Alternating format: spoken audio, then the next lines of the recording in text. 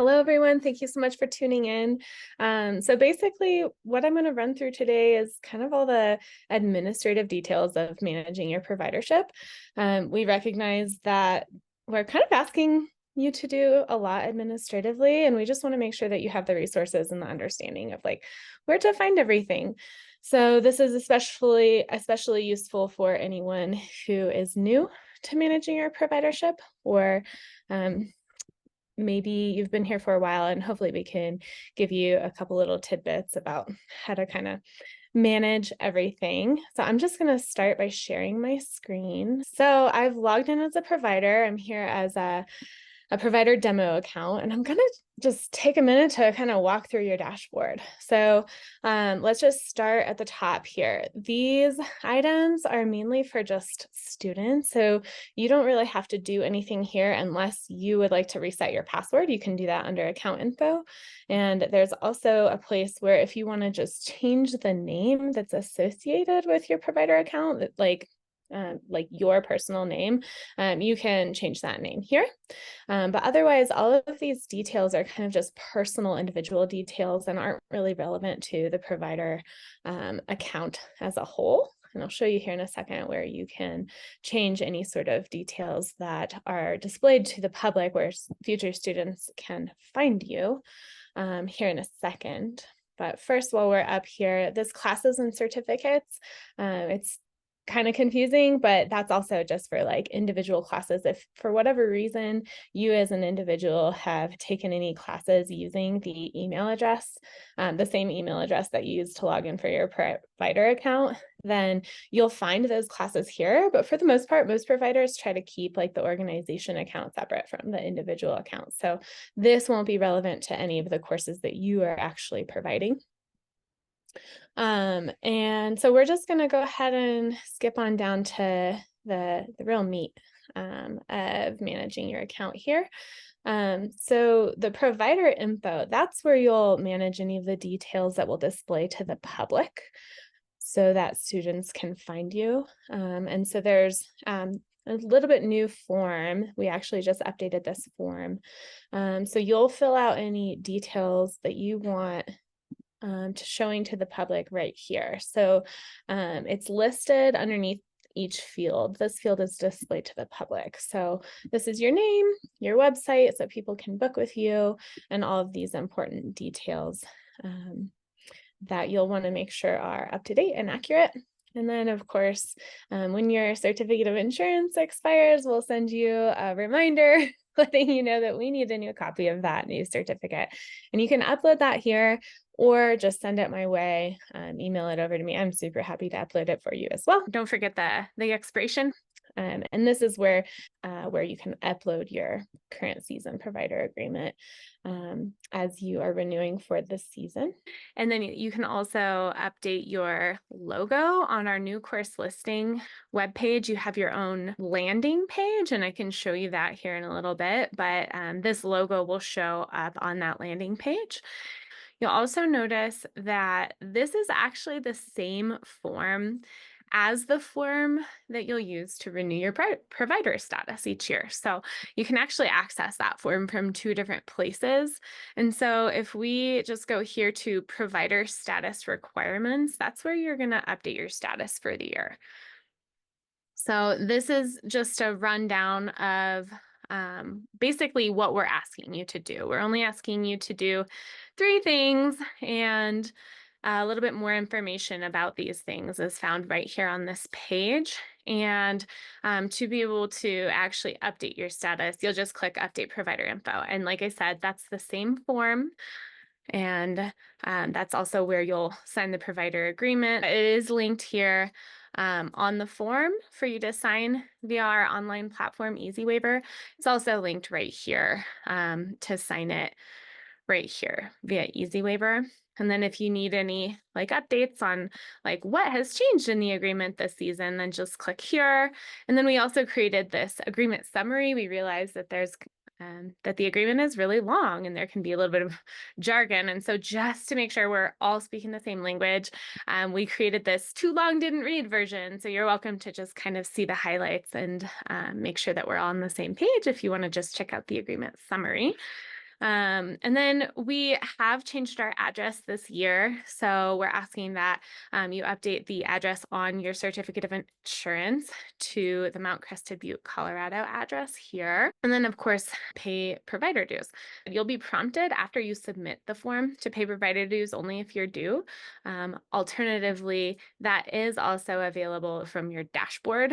There's a little link that says pay provider dues right on your dashboard right here. Great. So I also want to head into our provider resources page. There's a little bit of a summary of what's found on this page right up top. And when you click on it, it'll scroll you down to that part of the page. So the teaching resources section, this is where you'll find all of the PowerPoints that you and your instructors will use to teach the courses. Keep in mind, all of these teaching resources are also available to your instructors from their instructor login. So you don't have to share these resources with them. They already have access to them. And that goes for everything in this section here. Field book resources. Some people like to use the digital fillable field book. We ask that you don't share the full version with students, but just like the pre-trip planning pages, which are available here. You're welcome to share that. We have formulated over the past couple of seasons a avalanche aware presentation. And so we've made that available to you here. And we have a whole list of other teaching resources, as well as instructor continuing education webinars that you might find helpful when you design your courses, such as like changes to the online learning last year, how to design your courses with accessibility in mind, and more. These are all available to our instructors as well for continuing education. And then moving on down to our student resources. So first up, we have student manuals. And as you see here, you have two options for that. We just ask that you make a hard copy of a student manual available to students upon request. And this is just so that we're being mindful of varying access to technology and various learning styles. The student manual is made available to students via our online learning platform. So you don't even have to provide a digital copy to them because they can access that from our online learning. And I'll talk a little bit more about that and how to get them access to the online learning here in a second. So yeah, we have two options if you do choose to print these manuals. Option number one, we have uploaded them into an online on-demand printing service called Mimeo. And these are already formatted with like a plastic spiral bound and then two covers, a clear cover on front and a black plastic backing. And so those are already kind of like formatted for you to order. You may choose to use that, or if you have a printer of your choice, you can use these digital files to print them yourself. No significant changes have been made to these. So if you have any leftover printed copies from last year, totally fine to use. Field books and rescue cards, you can go ahead and click here to order those. Note, you do have to be a current provider before you get access to the discounted rate for those field books. And that's also actually also linked from your dashboard here by field books and rescue cards. So it takes you to the same place. And we have, your teaching resources, student manuals. It just takes you right back to the provider resources page and it scrolls you down to this exact section. And then rescue cards, minimum order quantity is 25, and those are $1.50 each. They are now printed on a field-friendly material. All students on an avalanche rescue course are expected to be given one of these. And then the field book.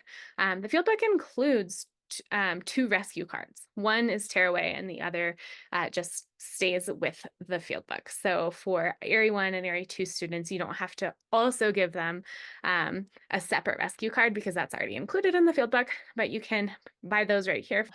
Field books are $17 per book and $14.50 in quantities over 50. So we do recommend that you order those with plenty of time ahead of your course. It shouldn't take 2 weeks, but we recommend ordering them at least 2 weeks ahead of time so you have them. And then certainly try to order them before the madness of the holidays because shipping carriers just are delayed and kind of overburdened during that time. If you ever need a rushed shipment, just email me and I'm super happy to accommodate you. In some cases, we may just invoice you for any fees for rushed shipping. And then online learning here. So there's two different ways to access this. Right? So if you as the provider or your instructors, again, your instructors have access to all of these materials on their login as well, as far as how to demo the online learning. These are your codes to demo the online learning. And then every provider has a unique student access code. So for this demo account, it just so happens that I've just added the same codes as these demo codes, but your code will be different than this. So make sure that you snag your code for each course and provide that to your students if you choose to use the online learning to support meeting learning outcomes. They'll need this code. And there is a video that I put together right here that you're welcome to share with your students, and you're welcome to view yourself. Super short. It's basically just like, cool, how do I actually get in to access the online learning? It's a super simple process, but you can share this video with them. And there's also written instructions made available to you right here that you can opt to just paste into your pre-course emails so that students can access that online learning. And then here's a little bit information about like the online learning. There's also a tutorial that I put together for you on how to use it. And this also covers like how you can actually check your students' progress with the online learning. If you choose to use the online learning as a required part to support meeting your course learning outcomes, then it is required that you follow up to ensure that they've actually completed it. And that's where the management portal comes in. And the management portal is linked right from your dashboard here, Manage My Students. I just wanted to be clear that the student management portal is not related in any way. It doesn't link up in any way to the rosters that we're asking you to upload to us. It would be really fancy if we had it set up that way, and maybe we can get there in the future, but unfortunately it's not set up that way. So this is just like kind of a side portal for you to just check up on your students, and you'll just use this search bar right here, type in name, email, or any search parameters that you have for the person. I think Emma Walker is a very exemplary student. She has completed all 3 of the online learning courses. And so you see that I just clicked add to my students, and now she's appearing up here. And you can see that she's completed 100%. So she's met those learning outcomes. Sarah MacGregor is a less exemplary student, and she's only completed 13% of the AIARE 2. And so I'm going to add that student, and, I might have to follow up with this student and be like, hey, yeah, where you at? Like, we need you to finish this. And so you can continue to add students if they haven't. Most students will not have signed up for all 3 of the online courses, and therefore not all 3 of them may not appear here when you add them to your list. But they'll stay in the order that you add them. So if you have multiple courses going at one time, I would suggest adding like the first roster first so that they're kind of grouped all the way at the top of the list, and then second roster second. And then once the course is finished and you've checked off that they've completed what they needed to, you'll just use this red X to remove them from your list and add students and remove students as you need. So students, when they're not logged in, they can find a banner at the top of our website to start their online learning. And that's where they'll enter their code at checkout, the code that you've provided them. And once they're already logged in, that banner goes away. As you can see, I don't have it up here. And instead, they can start their online learning right here from their dashboard. And if they've already checked out with the code, then they'll be able to access or re-access right from where they've left off right here on their dashboard. There will be a list of courses here where they can start. and finish their online learning. You don't have to use the entire online learning. If when you go through it, you want to like pick certain modules within the online learning to use to support your learning outcomes, that's up to you. I would recommend just trying to get a gauge for what percentage completion that is so that you can confirm that they completed the parts that you have assigned.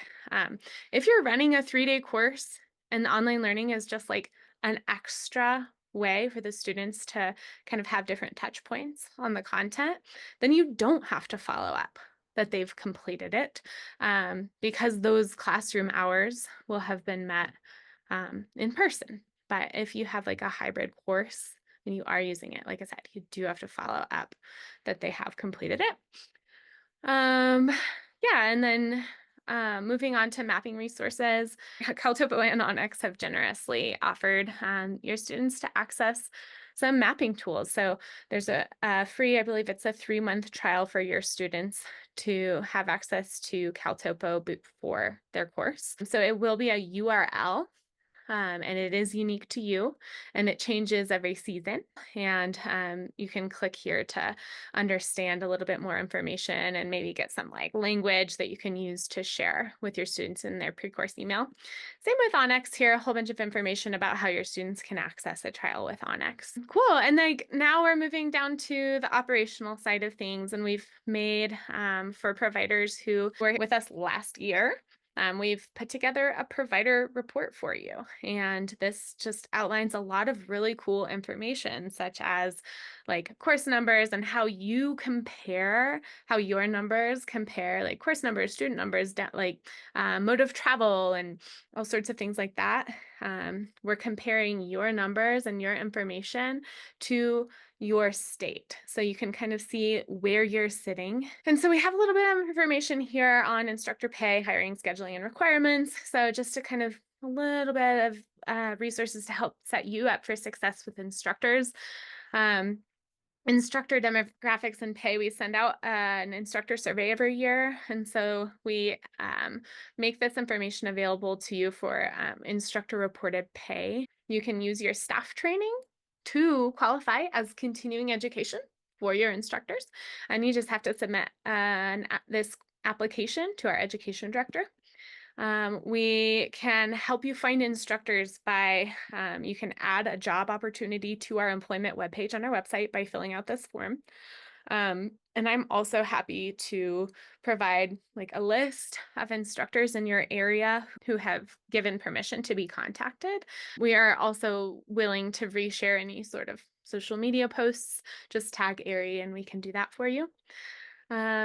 Instructors we find typically start booking up their winter schedule in the summer. So just a little note here to get started earlier. And then just so you know kind of what our instructor requirements are, there's a little bit information on that right here, including like continuing education requirements and things like that. We have a continuing education webpage here where you can kind of see what our requirements are. And the key point here for you is that when you go to add instructors to your courses, if you don't see an instructor in that list, it's probably because they're not current yet. And so you just need to ask them to log into their account and click the link on their dashboard. It looks exactly like yours. The only difference is it says instructor status requirements instead of provider status requirements. So just tell them to log in, click this link, and they should be directed through a pretty intuitive flow of how to renew for the season.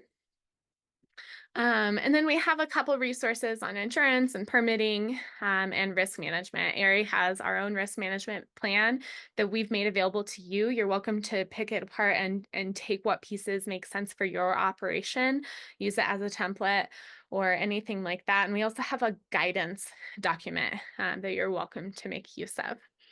Now moving down to the administrative grouping of our resources. So Whitney, our marketing director, has put together this provider marketing toolkit. And she is also super happy to be available to you to answer any questions or to support your success from the marketing perspective. So please don't hesitate to reach out to her. Her contact information is actually just right down here.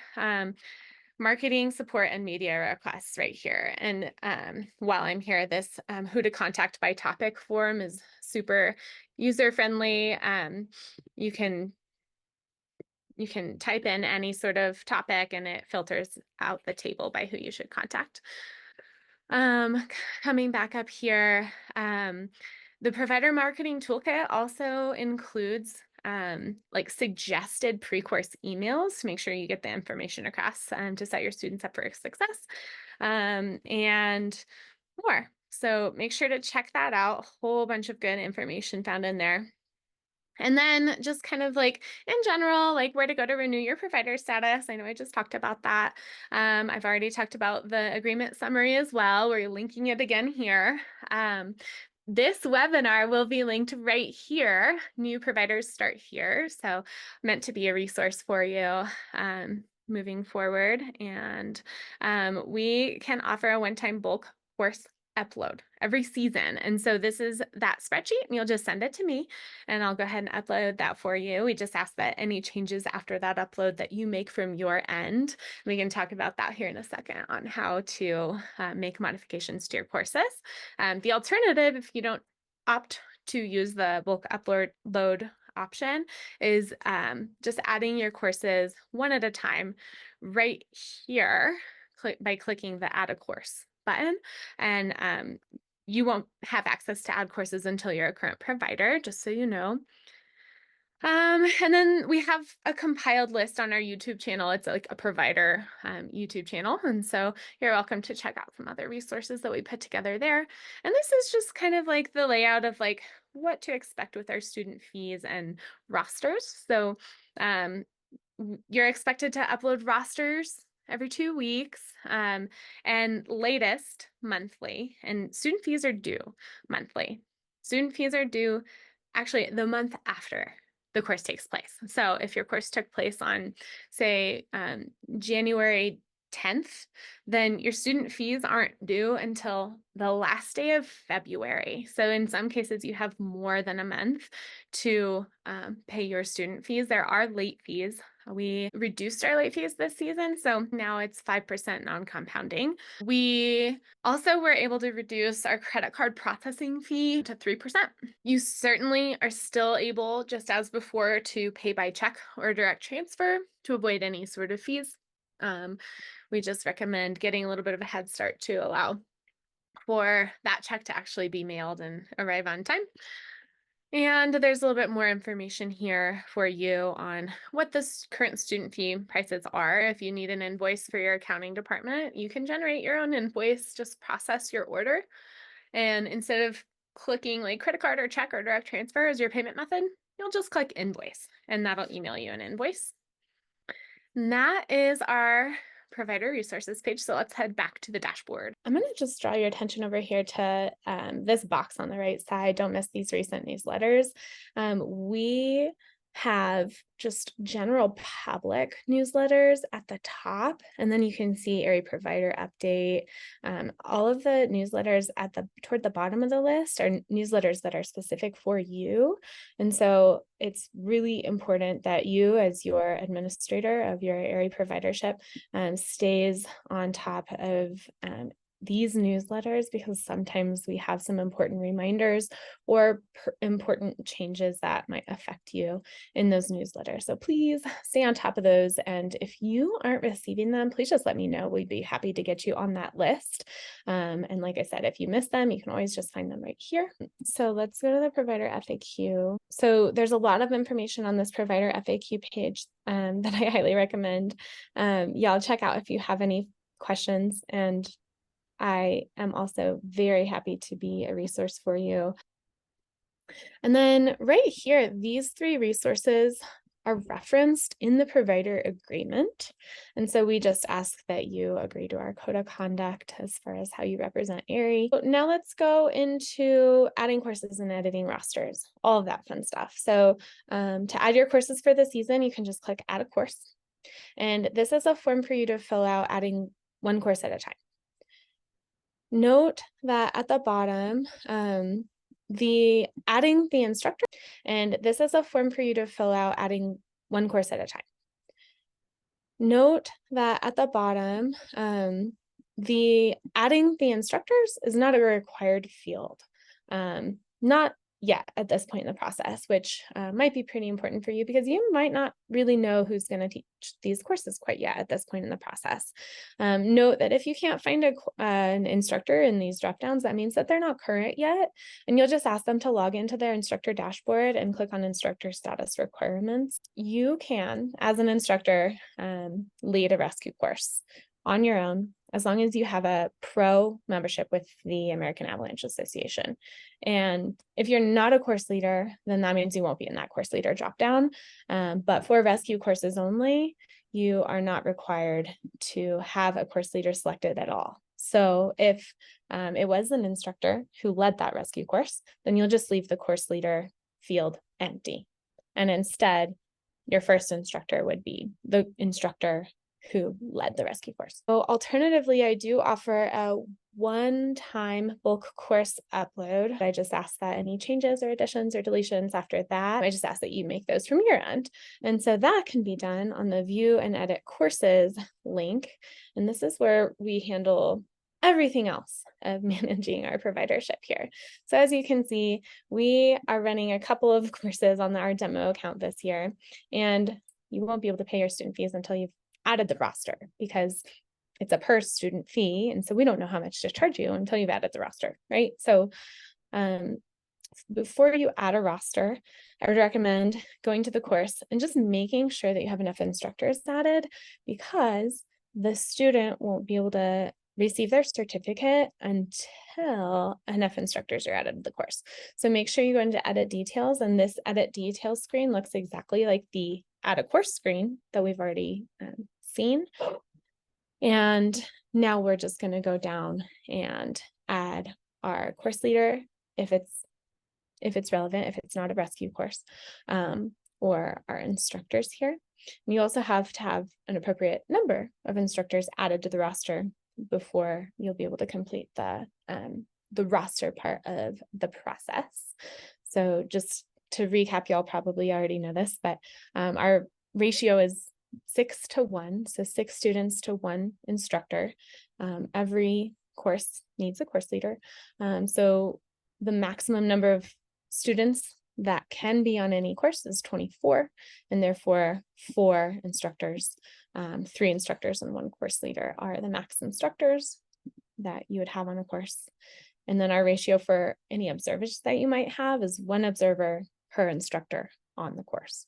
So if there's only 12 students, 2 instructors, then there's only allowed 2 observers. So editing the roster is the last thing we have on the list. I have created a tutorial right here that I recommend you check out if you're a little bit confused by the adding a roster process. So as you can see, it already let me know that I don't have a course leader on this course, so I'm not going to be able to save this roster. You can add students information one at a time, or you can add them in bulk using this AIARE roster template right here. When you click on this, file will download as a zip file, and you'll just open that in whatever spreadsheet editing program that you use. I use Google Sheets. I just find it really useful for me. And so this is what the spreadsheet looks like, and you'll just overwrite these kind of templated entries with your own student roster information. And then if you have any questions, here are some instructions right here, but some important things to keep in mind is that you can't reorder any of these columns. The system won't really read it quite right. And you can't rename any of the columns. You might just have like a little bit of an upload error. So just kind of keep everything as it is and just fill in your student information.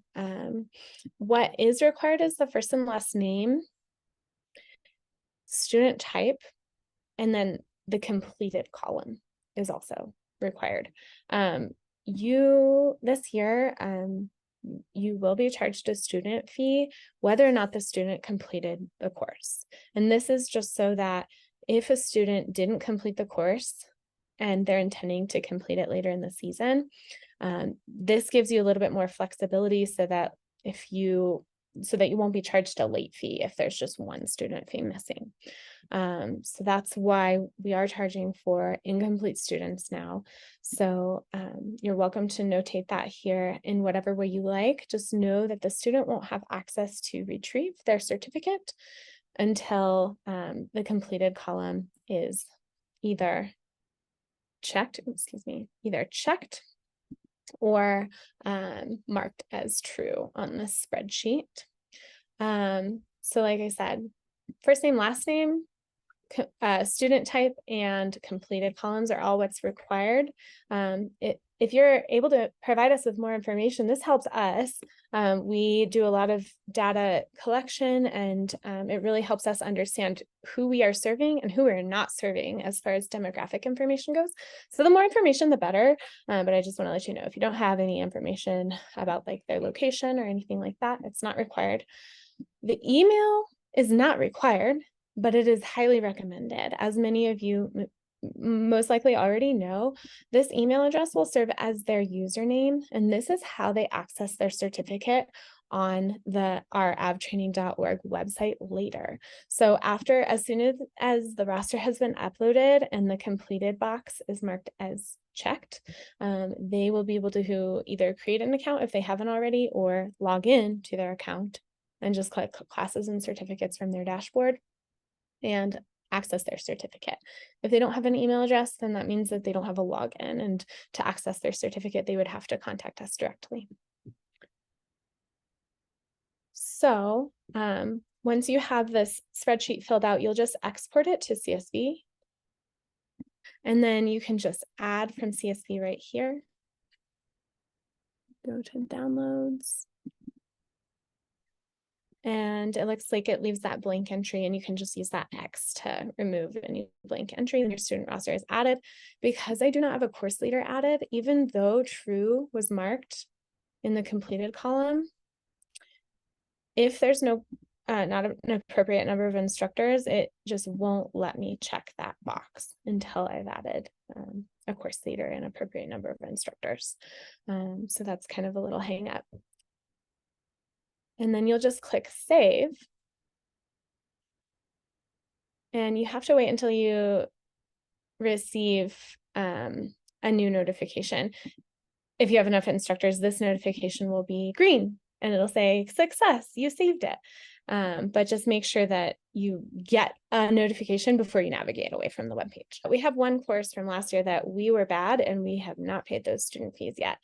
As you can see, student fees are in cart, but let me just remove that so that you can see what it looks like. It says pay student fees here. So if you have a lot of courses and you're going in at the end of the month to pay your student fees, I like to use the browser search function. So I have a Mac, and so I type Command F, and then I type in pay student fees to find every occurrence of courses that I owe fees on. And then I just go through and I click pay student fees, and it'll add to cart one at a time. You just kind of have to wait, and then now those student fees are in my cart. And once I've added all of those, then I'll navigate to my cart and finish checkout. Once we go to our cart, we can just proceed to checkout. And I just want to draw your attention to this, that sometimes you are with your accounting department, you have to submit an invoice. You can just select pay by invoice as your payment method and place your order. And then a digital invoice will be sent to you by email to whatever email is listed in the billing details on this side of the screen. Credit card transactions incur fee, and so you can avoid that by selecting direct transfer or check. Direct transfer, if you do have Zelle, you are welcome to initiate your Zelle payment to Vickie's email address. Or if you don't have Zelle, but your bank still has a way to initiate direct transfers, then just reach out to us and we'd be happy to provide our account details to you so that you can use direct transfer as an option. I also want to take a quick second to show you our new course listing. So when you go to our website, you come up here to find a rec course. You can click on AIARE course dates and it'll take you straight here. And we have a lot more search functionality where folks can narrow in by what course they're looking for, mode of travel.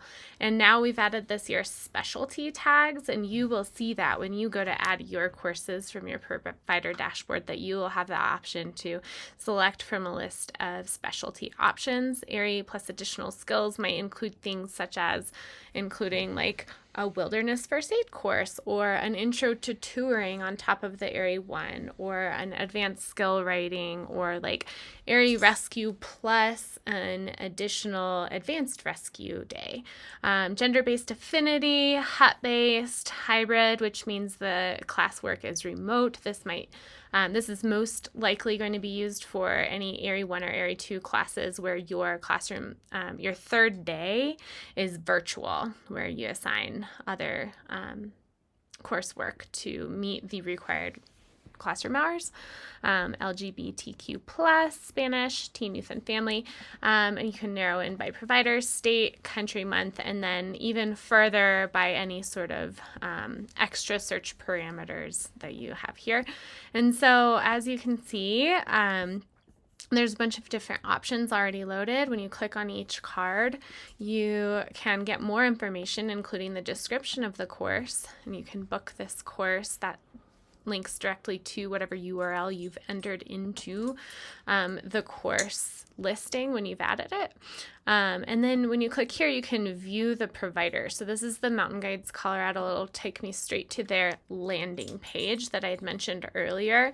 And this is where the logo comes into play. This URL does not change. So if it feels useful to you, you're welcome to just copy this URL and use it in your own resources, link people directly to it. And this is the listing of all of the Mountain Guides Colorado courses for this season. Another way to get to your personal landing page would be from the web page. You would go to Find a Rec Course, and we have our course provider listing. And so same things, we have like similar search functionality. So find a provider by mode of travel, state, or country. And this is another way where you can get to folks' individual landing pages as well. If folks still have questions, what's the best way to reach you? Yeah, so most email addresses funnel to me, help@avtraining.org, contact@avtraining.org.